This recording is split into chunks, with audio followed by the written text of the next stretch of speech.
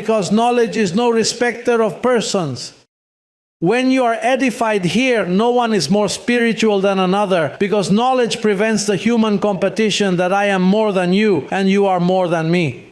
That exists in the system. Don't you see that there are the anointed little brothers, those who come to the front and pray, or those who come on Saturday when the pastor says, brothers, on Saturday we are going to fast and pray. Those who can come because things are bad. Satan is taking over the church. That kind of corruption, that kind of corrupt talk, of corrupt knowledge, well, there they go, and some are cold.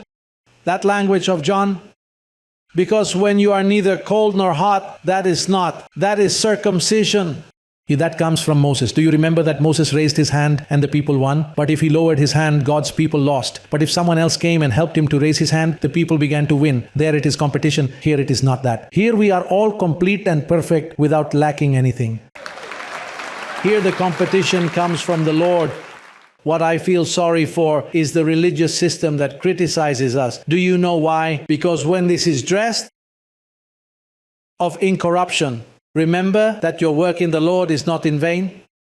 To be sitting here listening to this, hearing and digesting it, this is knowledge that has to explode in some way.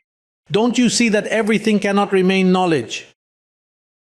A height arrives. Say, height.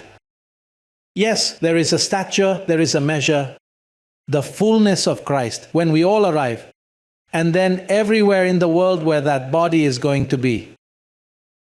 That is being built because all those He has are going to arrive in the blink of an eye. Not only your understanding will be enlightened, but your body will be transformed when this corrupt will put on incorruption. So then, do you know how glorious it would be to live here on this earth with a glorified body?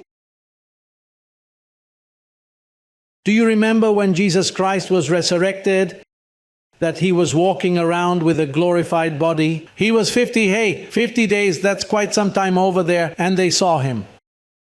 And the people, there were two who were on their way to Emmaus, and they said, hey, no wonder our hearts were burning when this man was walking beside us. And that happens now. We make people's hearts burn and their minds burn when we talk about this. Those who understand this say, hey, how beautiful, I imagined it was like that. How wonderful.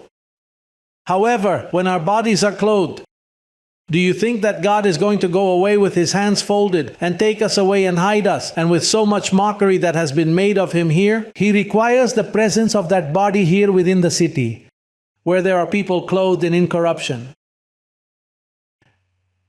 When the perfect feels everything, when it feels all that fullness is here, business is here on this earth. Here it began. The psalmist said, the earth is firm and shall not be moved out of place.